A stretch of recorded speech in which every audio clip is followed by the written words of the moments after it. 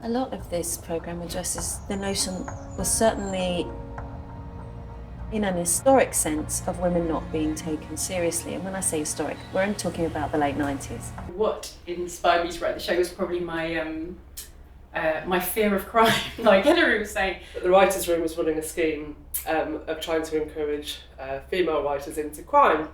And it's something maybe writers that might not have thought of doing crime before, and just seeing if that was a way of getting a fresh take on the genre. I went on this course, and my own kind of fear of it and easily upset nature became the kernel of an idea, basically. Claire humanises the girls, and previously when she worked in Manchester Police Force 15 years ago, she was up against a level of misogyny as well in the force, and she took this case to them and she wasn't listened to, and in fact the case was kind of buried.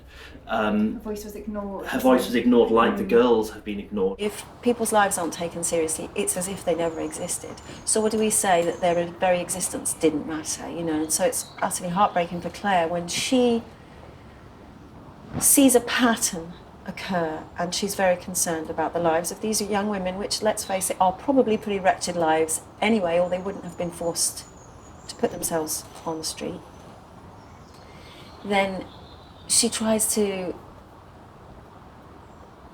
be heard and be taken seriously about these young women, and nobody cares. So Claire is a fascinating, strong woman, but she's also, I think, a wonderful contradiction of somebody who is very vulnerable, kind of broken. We talked about her sometimes like a sort of broken bird, and yet also is strong, finds her own identity, has the strength to push a case and push an idea that no one will listen to in the past and in the present. For me, one of the most engaging things about this piece is that she is an every woman. She's not some sort of ideal or, as you say, fantasy person that can cope better than you. It's how I would feel if you put me into a morgue and showed me a dead body.